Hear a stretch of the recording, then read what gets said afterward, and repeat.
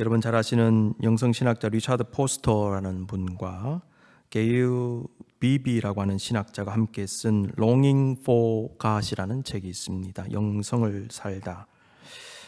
이 책에서 제자들은요, 중세 영성가 중에 한 사람인 아빌라의 테레사가 쓴 Interior Castle이라는 책, 내면의 성이라는 책을 소개했습니다. 제자들은 이 책에 기록된 하나님으로부터 오는 음성과 인도하심의 특징에 관한 내용을 인용했습니다. 제가 읽어드립니다. 하나님으로부터 오는 인도는 우리의 일상 언어와는 매우 다른 말을 통해 주어진다. 하나님으로부터 오는 인도는 우리를 위로하고 공동체를 회복시킨다. 그것은 쉽게 사라지지 않으며 우리는 갈수록 거기에 더 많은 관심을 갖게 된다. 하나님으로부터 오는 인도에는 확신과 평화 그리고 내적인 즐거움도 함께 따라온다. 여러분, 하나님의 인도는요, 평안이 임해요. 그렇지 않은 인도는요, 마음에 불평안이 임합니다. 여러분, 그래서 잘 분별하셔야 됩니다. 또한 의미심장한 돌파구를 마련해 주며 신선하고 새로운 통찰을 준다. 성령의 인도를 받는, 신뢰를 받는 친구들이 그 인도를 확인해 주고, 그래서 어떤 사안을 놓고 여러분 같이 기도하셔야 됩니다. 이상하게 마음이 이렇게 모입니다. 그 인도와 관련해서 우리의 생각은 오로지 하나님에게만 머물러 있다 그랬습니다. 우리와 친밀하게 교통하시는 주님은 내 안에 계셔서 말씀하시고 감동하심으로 우리를 인도하십니다. 지난 시간에 우리는 바울이 경험한 친밀함의 영성에 대해서 말씀을 나누면서 우리 곁에 계신 하나님, 그리고 우리와 함께 일하시고 우리를 통하여 일하시는 하나님을 묵상했습니다. Fellowship and Cooperation 말씀드렸죠, 두 가지. 오늘은 하나님의 친밀한 인도하심에 대해서 묵상하기를 원합니다. 인도하심. 오늘 본문은 하나님께서 우리를 어떻게 인도해 가시는지를 깨닫게 합니다. 첫 번째, 지혜와 계시의 말씀으로 인도하시는 하나님. 성령은 지혜와 계시의 영이시기 때문에 말씀으로 지혜와 계시를 주시는 거예요. 에베소서 1장 17절, 우리 주 예수 그리스도의 하나님 영광의 아버지께서 지혜와 계시의 영을 너희에게 주사 하나님을 알게 하시고, 이렇게 말씀하시는 주님은요, 고난의 상황 속에 있는 바울에게 담대하라고 하시면서 앞으로 펼쳐질 일에 대해서도 말씀하셨습니다. 사도행전 23장 11절, 그날 밤에 주께서 바울 곁에 서서 이르시되 담대하라, 내가 예루살렘에서 나의 일을 증언한 것 같이 로마에서도 증언하여야 하리라 하시니라. 자, 근데 이 말씀 가만히 보시면요, 한 세 가지 정도 메시지가 담겨 있어요. 첫 번째, 주님은 필요한 말씀을 딱 주십니다. 바울은 구속되어 재판받을 때 앞길이 막막함을 느끼며 어떻게 그 난국을 헤쳐나가야 할지 몰랐을 것입니다. 바로 그때 주님은 바울에게 담대하라고 하신 겁니다. 주님은 바울이 내적으로 심각하게 불안해함을 알고 계셨습니다. 불안할 때 너 담대해야 된다. 흔들릴 때 너 중심 잡아야 된다. 말씀하시는 거죠. 주님은 지금 나의 가정에서, 기업에서, 인간관계에서, 어떤 문제 속에서 나의 상황에 꼭 필요한 말씀을 탁 주십니다. 그 말씀은 위로와 격려일 수도 있고요, 가르침일 수도 있고, 책망일 수도 있습니다. 우리는 그 음성을 들을 수 있어야 됩니다. 그러므로 교회를 통하여 선포되는 다양한 말씀의 채널을 언제나 여러분 열어놓고 들으셔야 됩니다. 하나님은 기본적으로 우리가 섬기는 교회의 강단을 통하여 말씀을 주십니다. 우리가 섬기는 교회의 강단. 성도는 그 말씀에 우선적으로 주목해야 됩니다. 왜냐하면요, 하나님은 그 교회의 양떼들을 위해 세워주신 특정 말씀 사역자들을 통하여 그 양떼들에게 적합한 말씀을 늘 공급하시기 때문에, 그렇기 때문에 그 말씀은 우리에게 주시는 말씀, 나에게 주시는 말씀이 되는 것입니다. 그래서 자신이 속한 교회 강단에서 선포되는 말씀을 먼저 듣고, 그 다음에 필요에 따라 다른 말씀들도 잘 분별하여 신앙 성장을 위하여 들어도 되는 것입니다. 근데 그 교회 그 말씀은요, 그 교회의 특정 상황에서 하나님께서 딱 주시는 말씀이거든요. 그 교회 맞춤형으로. 사실은 나하고 좀 안 맞을 수가 있는 거예요. 물론 도움은 되겠죠. 나의 상황, 우리의 상황에 적합한 말씀, 맞춤형의 말씀은 우리 강단에서 선포되는 것입니다. 그래서 이것을 먼저 듣고 그 다음에 신앙의 도움을 위해서 다른 말씀을 듣는 것.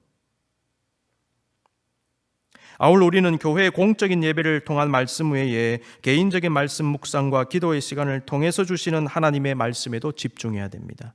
내가 개인적으로 예배드리고 개인적으로 기도할 때 주시는 하나님의 음성이 있습니다. 중요한 것은 하나님은 우리에게 필요한 말씀을 주심으로 인도하신다는 것입니다. 두 번째, 사명을 말씀하신 주님이십니다. 필요한 말씀. 두 번째, 사명을 말씀하신 주님. 바울에게 담대하라고 하신 주님은요, 해야 할 일에 대한 말씀을 주셨습니다. 담대하라, 네가 예루살렘에서 나의 일을 증언한 것 같이 로마에서도 증언하여야 하리라. 이 말씀은 바울이 갇혀있는 상황에서도 예수님을 증언하는 사명을 감당하고 있음을 알게 하지요.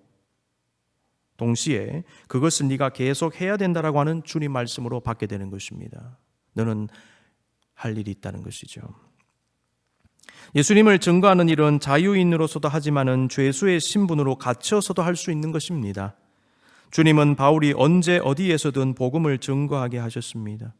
주님, 내가 갇혔는데 뭘 할 수 있습니까? 나는 죄수인데 뭘 할 수 있습니까? 이것은 자기 생각이에요. 하나님은 그런 상황에 전혀 개의치 않으시고 우리가 해야 할 일을 하게 하십니다. 네가 갇혔느냐? 갇힌 상황에서 말씀 전하면 된다는 겁니다.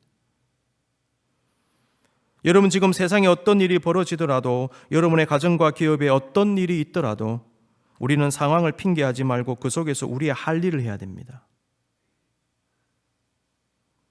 많은 이들이 코비드-19 상황을 걱정하며 앞으로 이 세상이 어떻게 될 것인가, 앞으로 기업이나 학교나 교회가 어떻게 될 것인가 걱정하는 사람들이 많습니다. 물론 염려가 될 것입니다. 그러나 그러한 근심과 걱정이요, 무슨 도움이 됩니까? 이 세상은 여전히 진행 중이고요, 사회는 여전히 돌아가고 있습니다. 교회는 여전히 서 있습니다. 지금 우리의 삶은요, 지금도 계속되는 것입니다.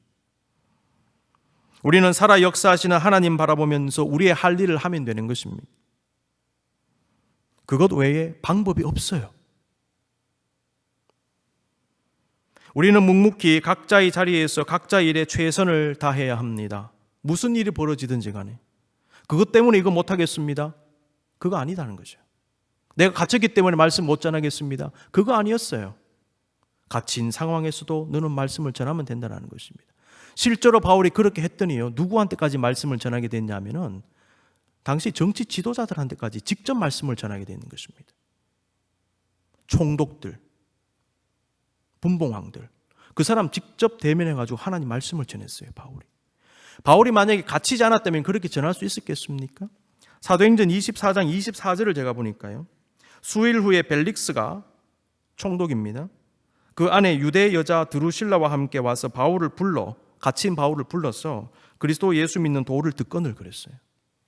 만약 바울이 갇히지 않았다면 어떻게 총독을 대면해서 말씀을 전할 수 있었겠습니까? 이게 하나님의 역사라는 겁니다. 성도라면 예배를 멈추면 안 되고 기도를 쉬면 안 됩니다. 주의 몸된 교회를 섬기는 일을 중단하면 안 되는 것입니다. 코비드-19이라고 왜 중단합니까, 여러분? 왜냐하면 그것이 우리가 해야 할 일이기 때문입니다. 주님을 위하여, 교회를 위하여, 여러분 자신과 가정과 기업을 위해 여러분이 지금 해야 할 일은 무엇입니까? 세 번째, 미래의 계획과 뜻을 알려주신 주님입니다. 로마에서도 증언하여야 하리라. 이 말씀 속에는 바울을 통해서 이루실 하나님의 미래의 계획이 들어 있습니다. 주님은 바울을 하여금 로마에서 복음을 전하게 하실 그런 목적을 가지고 계셨다는 것입니다. 주님은 우리에게요, 지금 어떻게 해야 하는지도 알려주세요. 동시에 미래에 무엇을 어떻게 해야 할지도 조금씩 알려주십니다. 주님 말씀은 언제나 미래를 지향합니다. 우리의 눈을 미래로 향하게 하는 것입니다. 이게 주의 말씀입니다. 길을 찾는 성도, 앞으로 어떻게 해야 할지를 구하는 성도는 나의 인생길을 말씀으로 인도해 달라고 기도하실 수 있기를 바랍니다. 성령님은 말씀을 통하여 여러분의 미래에 대한 생각을 품게 하시고요, 꿈을 가지게 하실 것입니다. 마음의 눈으로 그것을 보게 하실 것입니다. 여러분, 우리에게는 마음의 눈이 있잖아요. 영혼의 눈이 있어요. 곰곰이 말씀 묵상하고 기도하다 보면요, 그 마음의 눈이 열리는 것을 여러분 경험하시게 돼요. 그 마음의 눈이 열리는 것이 무엇인가, 이거 체험해 보신 분은 아실 것입니다. 마음이 어떤 하나님 주신 생각을 품게 되는 것이고 어렴풋이 그림이 그려지는 역사가 있어요. 그게 비전입니다. 비전은 보다는 얘기거든요. 그걸 품고 기도하는 거예요. 하나님은 지혜와 계시의 말씀으로 우리에게 친밀하게 말씀하심으로 우리를 인도해 가십니다. 나스요 립슈츠라는 분이 있습니다. 이분이 쓴 책 가운데 한 문장으로 말하라, 작년에 나온 책입니다. 나스요 립슈츠는요, 사업 전략 컨설턴트이고요, 세계적인 스피치 강사입니다. 이분은 자신의 경험을 토대로 해서 회사나 학교 등에서 프레젠테이션이나 인터뷰를 효과적으로 할 수 있는 노하우와 기술을 이 책에 담아 놓았습니다. 공부하는 학생들, 회사에서 프레젠테이션 늘 하셔야 되는 분들 이 책 한번 참고해 보시기 바랍니다. 저도 계속 이 스피치를 하는 사람이기 때문에 이 책이 상당히 유용하게 다가왔습니다. 저자는요, 상대방을 움직일 수 있는 스피치가 갖추어야 할 여러 가지 요소들을 설명하면서 다양한 어떤 노하우들이 있는데 그 중에 아리스토텔레스가 주장한 설득의 3요소를 소개했습니다. 에토스, 파토스, 로고스입니다. 에토스라고 하는 것은 사람의 특징적인 성질이나 태도를 의미합니다. 아시는 대로 에토스라는 말에서 윤리를 의미하는 ethic이라는 말이 나왔어요. 그래서 이 단어는요, 신뢰와 덕을 의미하기도 합니다. 에토스가 있느냐, 신뢰와 덕이 있느냐, 윤리적이냐 하는 거죠. 파토스는 감정을 의미하고요, 로고스는 진리, 이성, 논리를 의미합니다. 저자에 따르면 에토스는 파토스와 로고스를 지탱하는 기반으로 설명을 합니다.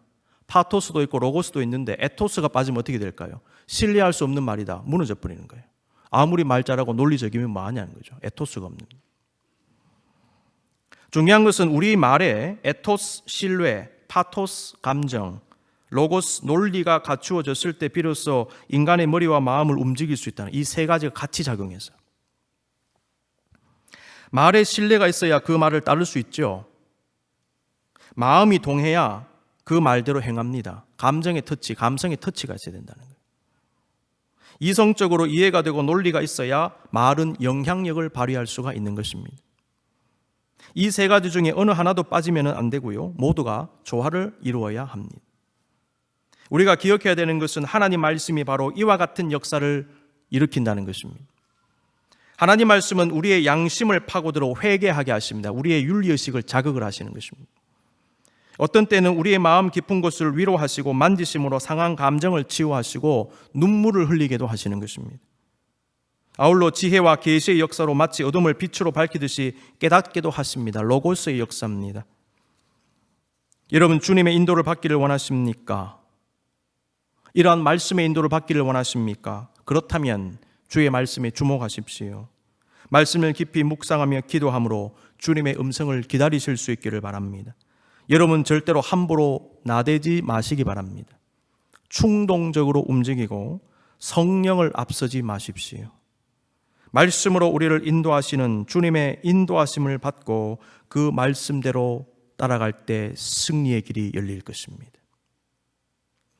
두 번째 인도 방식입니다. 상황과 여건을 통해서 인도하시는 주님이십니다. 주님은 바울이 로마에서도 복음을 증거할 것이라고 하셨는데, 그렇다면 바울이 로마에 어떻게 갈 수 있었겠습니까? 바울은 체포되기 전에도 로마에 그렇게 가고 싶었지만 갈 수 없었습니다. 여건이 허락이 안 되는 거예요. 여러분, 내가 한국 갈 수 있는 능력은 있어요. 돈은 있어요. 그런데 여건이 허락 안 되면 못 가는 겁니다. 그렇죠. 여건 중요합니다. 로마서 1장 13절, 형제들아 내가 여러 번 너희에게 가고자 한 것은 너희가 모르기를 원하지 아니하노니 이는 너희 중에서도 다른 이방인 중에서와 같이 열매를 맺게 하려 함이로되 지금까지 길이 막혔도다. 이 길 막혀서 쓴 책이 로마서입니다. 전에 말씀드렸죠. 바울이 자유인의 신분이었을 때도 로마에 쉽게 갈 수 없었는데 갇힌 상황에서 어떻게 로마를 갈 수 있습니까? 그런데 하나님은요, 기가 막힌 방법으로 바울을 로마로 보내십니다. 하나님은 로마 시민권자인 바울이 로마 황제 가이사에게 상소하게 하시고 죄인의 신분으로 로마에 들어가게 하셨어요. 바울은 재판을 받던 중에 당시 총독이었던 베스도에게 다음과 같이 말했습니다. 25장 11절, 만일 내가 불의를 행하여 무슨 죽을 죄를 지었으면 죽기를 사양하지 아니할 것이나 만일 이 사람들이 나를 고발하는 것이 다 사실이 아니면 아무도 나를 그들에게 내줄 수 없나이다. 내가 가이사께 상소하노라. 당시 로마 시민권자들은요, 소위 황제에게 호소하는 권리를 가지고 있었다고 합니다. 이것은 하급심의 판결이 부당하다고 생각될 때 상급심에 상소해버리는 거예요. 지금도 이런 제도가 있지요. 아울러 판결을 받기 전에도 상소가 가능했대요.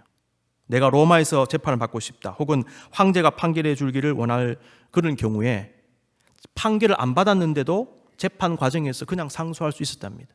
바울은요, 판결 나기 전에 상소한 거예요. 이럴 경우에 황제가 직접 재판을 주관하는 것은 아니고 황제 직속 제국 최고 법정에서 재판이 진행된다고 합니다. 바울의 경우에는 로마 총독들이요, 유대인들과의 관계를 생각해서 바울의 재판을 계속 연기하고 있었습니다. 바울에게 불리한 판결을 내릴 가능성도 있었습니다. 유대인들이 심기를 안 건드리려고 하는 거예요, 총독들이. 실제로 베스도의 전임자인 벨릭스 총독은 재판을 2년이나 연기시켰습니다. 그래서 바울이 2년 동안 예루살렘에 갇혀 있었습니다. 베스도도요, 유대인들의 눈치를 보고 있었어요. 그 후임자도.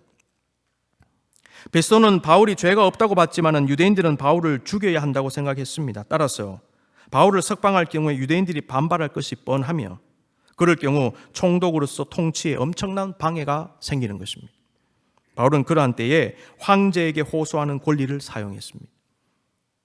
총독 베스도는 바울의 요청을 받아들입니다. 25장 12절, 베스도가 배석자들과 상의하고 이르되 네가 가이사에게 상소하였으니 가이사에게 갈 것이라 하니라.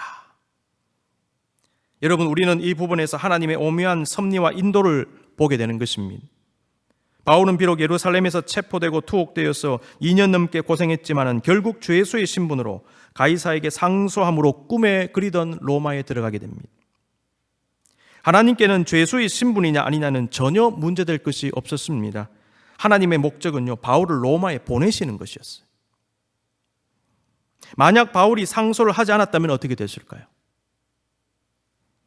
사도행전 26장 31절에는 바울이 자신을 변호했을 때 당시 유대 분봉왕과 총독 등 지도자들이 모였어요. 이렇게 말합니다. 이 사람은 사형이나 결박당할 만한 행위가 없다, 이렇게 말하고, 분봉왕 아그리빠는 베스도에게 이 사람이 만일 가이사에게 상소하지 아니하였더라면 석방될 수 있을 뻔했다, 이렇게 말했습니다. 그러나 바울이 무죄로 석방되어도 그것이 바울에게 큰 도움이 안 됐을 수 있습니다. 왜냐하면 당시 도처에 바울을 암살하려는 사람들이 많았기 때문에. 여러분, 성경 보시면요, 실제로 재판 도중에 유대인들이요, 교묘하게 수를 써서 바울을 어디로 이동시킨 다음에 암살하려고 하는 그런 모의가 실제로 있었습니다. 이런 상황에서 만약 바울이 예루살렘에서 석방이 되어지면 유대인들은 판결에 불만을 품고 바울을 처단하기 위해서 더 열을 올렸을 것입니다. 아울러 바울이 석방되어도 로마에 갈 길이 열린다는 아무런 보장이 없습니다. 그런 상황에서 하나님은 바울이 죄수의 신분이 되게 하셔서 공권력의 도움을 받아 로마에 가게 하십니다.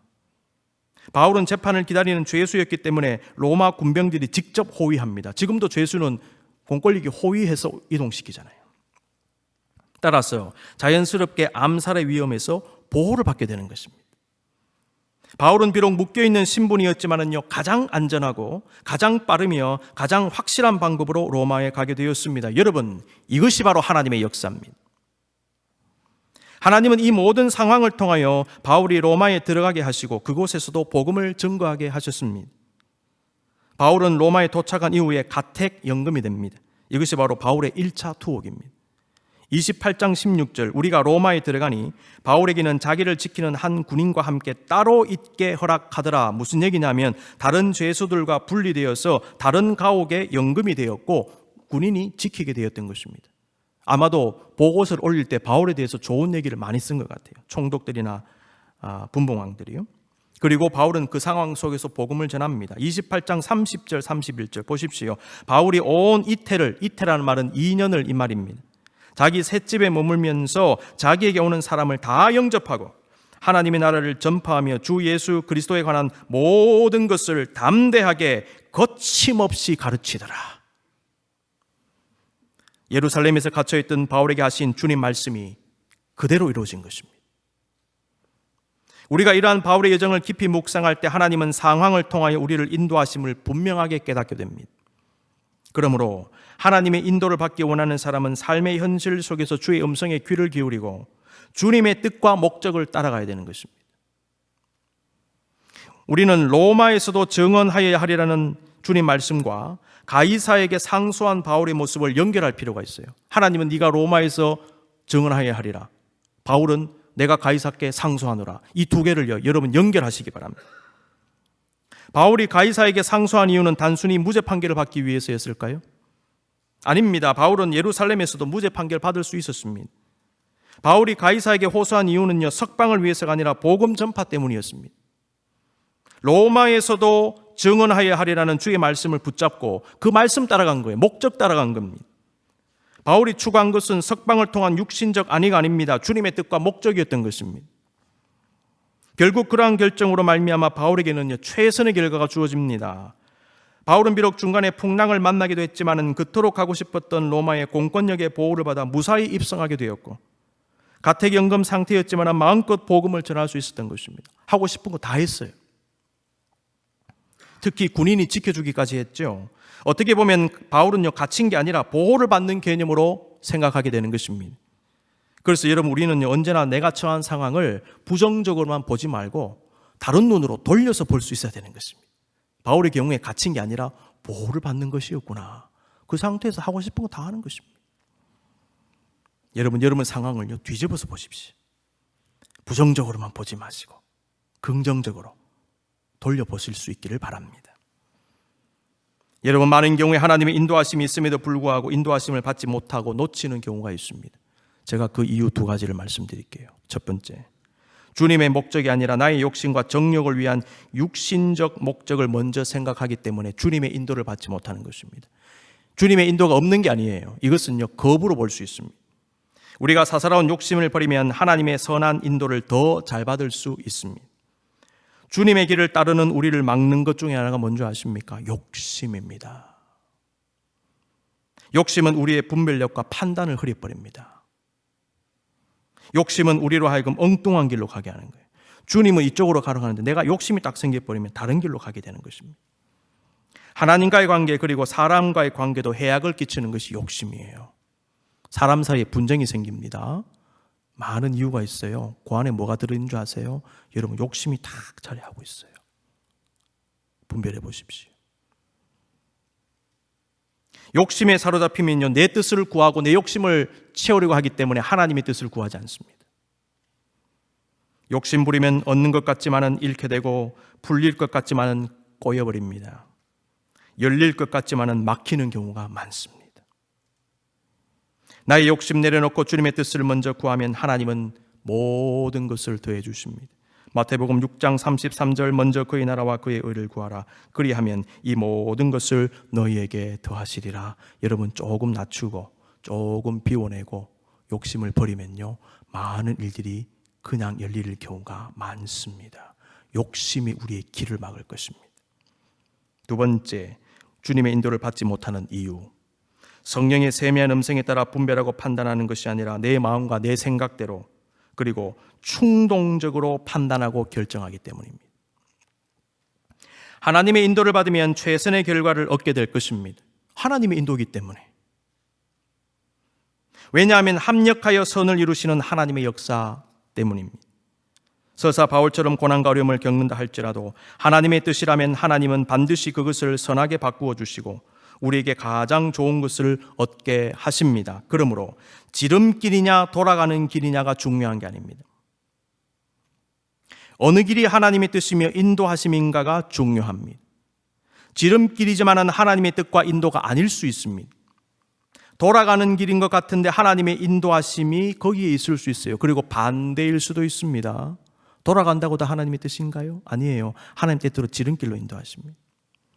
그러므로 잔꾀를 부리고요, 나의 알량한 생각, 계산, 고집대로 하려고 하지 말고 언제나 주님의 뜻과 인도하심을 구하며 나갈 때 바울처럼 우리에게도 최선의 결과가 주어지게 될 것입니다. 어떤 일을 결정하실 때 주님의 인도하심입니까? 이게?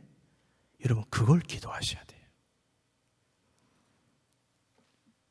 마지막 책 한 권 더 소개합니다. 100년 후라는 책이 있습니다. Next 100 Years. 조지 프리드만이라고 하는 분이 쓴 책인데요.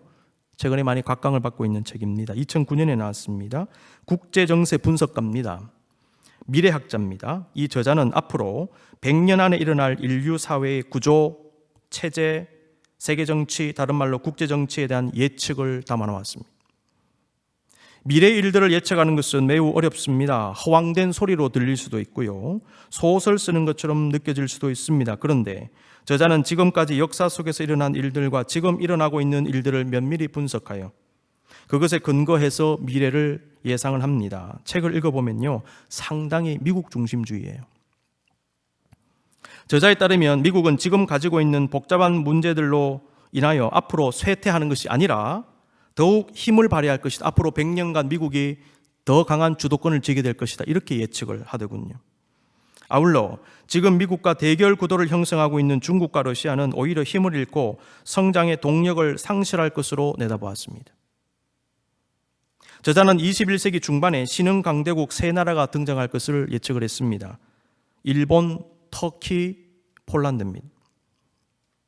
프리드만은 한국에 대한 흥미로운 전망도 내어놓았습니다. 저자는요, 한국이 2030년 되기 전에 통일될 것으로 예상을 합니다. 한번 지켜보죠. 지금 2009년 당시 세계 경제 12위인데요, 한국이. 통일 후에는 더 높은 자리를 차지할 것이다. 이렇게 긍정적인 전망도 내어놓았습니다.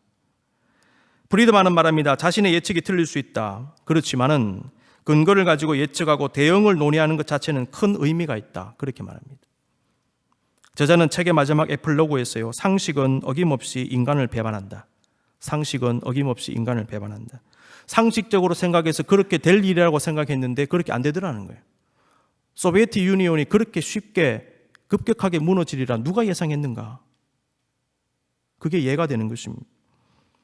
그러면서 지난 과거와 현재를 분석할 때 미래를 제한적으로 예측할 수 있지만은 그럼에도 전혀 생각하지 못했던 결과들이 계속 나올 것이다. 그러면서 다음과 같이 말합니다. 우리가 하는 일은 사는 장소와 시간에 의해 상당한 제약을 받는다. 그리고 우리의 행동에 대한 결과는 의도치 않은 것으로 가득하다. 저자는요, 예측 가능성과 예측 불가능성을 동시에 얘기하고 있습니다. 큰 흐름을 잡을 수 있다. 그러나 구체적이고 세세한 것은 우리가 알 수 없다. 저는 이 저자의 통찰을 오늘 말씀과 연결할 수 있었습니다. 하나님은 성경을 통하여 우리에게 과거를 알게 하시죠. 현재의 삶을 어떻게 살아야 될지를 가르쳐 주십니다. 그리고요, 앞으로 미래에 어떤 일들이 일어날지에 대해서 예상하게 하십니다. 여러분, 성경에 이게 담겨 있어요. 성경에는요, 과거와 현재와 미래가 담겨 있습니다. 창세기도 있지만은 여러분, 요한계시록도 있어요. 요한계시록은 미래에 관한 내용입니다. 여러분, 그래서 성경을 읽으셔야 됩니다. 과거가 있고 현재가 있고 미래가 있어요.